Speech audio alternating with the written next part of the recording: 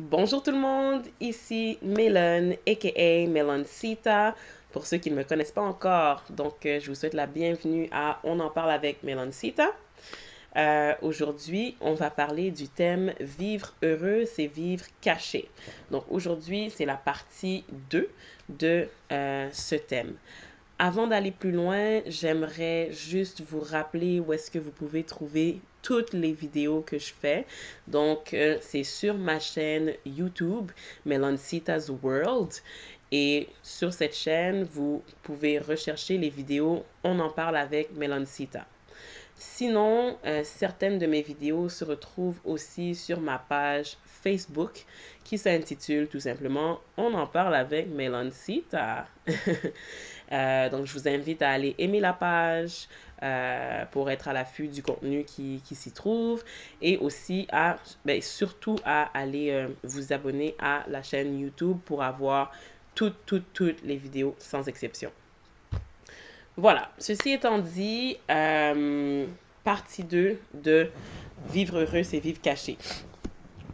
Avant d'en dire plus, qu'est-ce qu'on avait dit dans la partie 1? J'avais exprimé mon point de vue en disant que selon moi, vivre caché n'est pas vivre heureux, mais que c'est plutôt,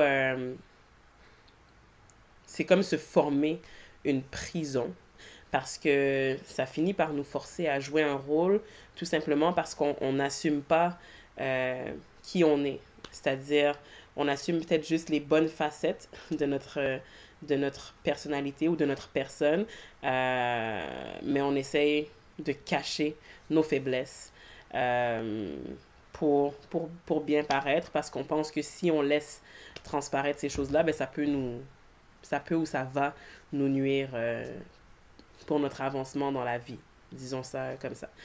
En gros, c'est ce qu'on a dit et il y a d'autres choses aussi qui ont été dites. Je vous invite à aller voir la vidéo en question pour avoir tous les détails avant d'écouter la vidéo numéro 2. Donc, aujourd'hui, la question sur laquelle on va se pencher, c'est de savoir, OK, si vivre caché n'est pas vivre heureux, mais que choisir l'authenticité, c'est ça, vivre heureux.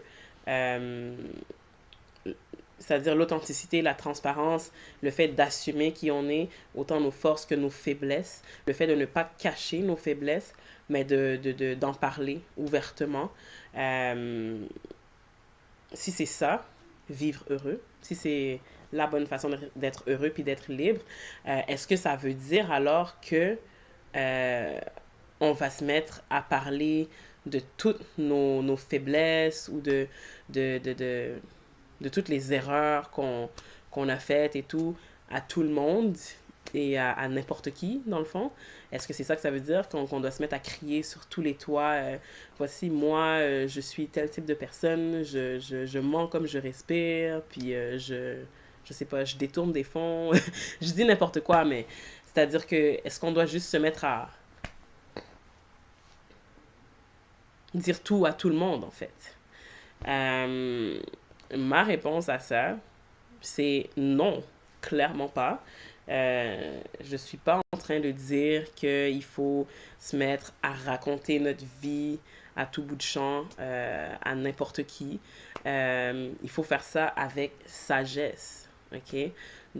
Moi, euh, je crois que Dieu place des personnes extraordinaires dans la vie de tout un chacun, puis on est capable de reconnaître les personnes vraiment de confiance dans notre entourage, puis qui vont être là, quoi qu'elles ne sont pas parfaites, ces personnes-là. Quoi qu'elles ne soient pas parfaites, je veux dire, euh, leur intention va être de nous aider.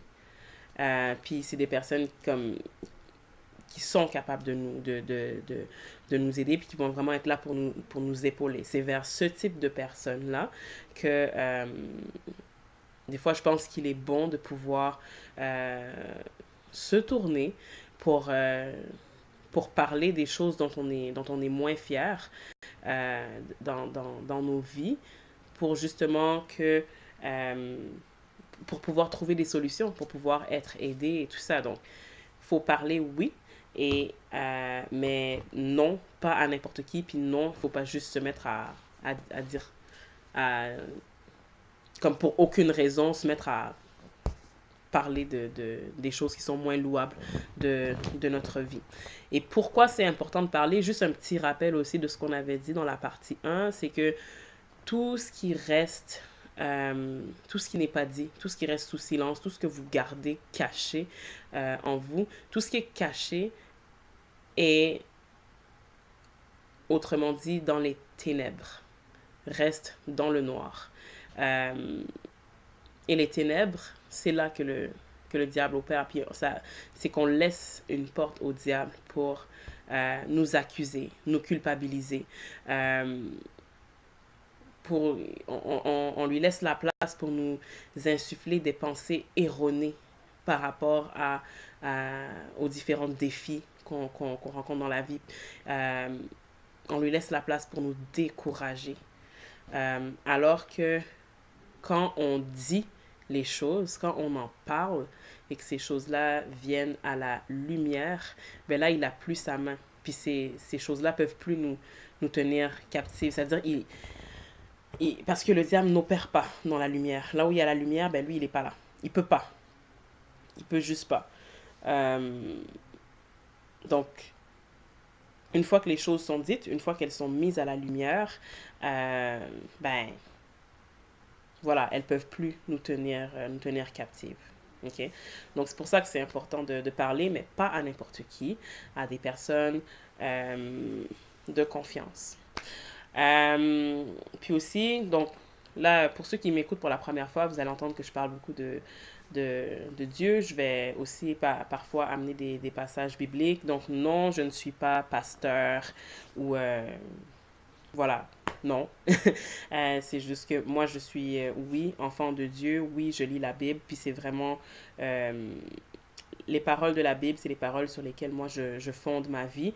Et dans le fond, le but de mes vidéos, c'est de parler de toutes sortes de sujets, mais de toujours les ramener à la lumière de la parole de Dieu. Parce que dans la Bible, il y a une parole pour tout. Pour toute situation, il y a une solution pour tout. Euh, donc voilà, c'est ce que je vis, puis je veux le partager avec tous. Puis voilà. Donc ceci étant dit, la parole de Dieu dit aussi dans, là je cite dans Jacques 5, verset 16, je vais lire deux versions. Je vais lire la version Louis II d'abord qui dit, confessez donc vos péchés les uns aux autres et priez les uns pour les autres afin que vous soyez guéris. La prière fervente du juste a une grande efficacité. Donc la partie sur laquelle on va vraiment se pencher, c'est vraiment confesser donc vos péchés les uns aux autres et prier les uns pour les autres afin que vous soyez guéris. Donc la Bible même nous encourage à confesser nos péchés, confesser les choses qui sont moins, comme les mauvaises choses qu'on a pu faire ou bien les mauvais aspects de notre attitude, de notre caractère, avec quoi comme qu'on a l'impression qu'on n'arrive pas à se débarrasser puis dont on a honte. Dieu nous encourage en fait à confesser les uns aux autres et de prier les uns pour les autres afin qu'on soit guéris. La version parole de vie dit alors reconnaissez, donc c'est toujours Jacques 5, verset 16, ça dit alors reconnaissez vos péchés les uns devant les autres. Priez les uns pour les autres afin d'être guéris. Donc c'est vraiment dans cette atmosphère ça dit reconnaissez vos péchés les uns devant les autres. C'est important de les reconnaître et de les dire et de prier aussi les uns pour les autres. Donc on est là pour s'entraider, pour avancer. Ok? Donc c'est vraiment ça l'objectif de tout ça. Donc ça va être tout pour aujourd'hui. Donc si je récapitule, dans le fond, la question fondamentale était de savoir si vivre heureux, c'est d'être authentique et de ne pas cacher notre vrai visage, c'est-à-dire non seulement comme oui, laisser paraître nos bons côtés, mais aussi ne pas cacher nos mauvais côtés. Euh, toujours dans le but de s'améliorer, pour trouver pour trouver de l'aide pour s'améliorer. Donc, si c'est ça, vivre heureux et être libre, est-ce que ça veut dire qu'on doit crier sur tous les toits qui on est réellement, puis tous les côtés les plus laids de nous? Euh, à cette question, la réponse est non, c'est pas ce que ça veut dire. La réponse, c'est que ben c'est ça, non, c'est pas ce que ça veut dire, mais en vrai, oui, on veut parler, on veut euh, dire ces choses-là pour qu'elles ne restent pas cachées, mais dans le but de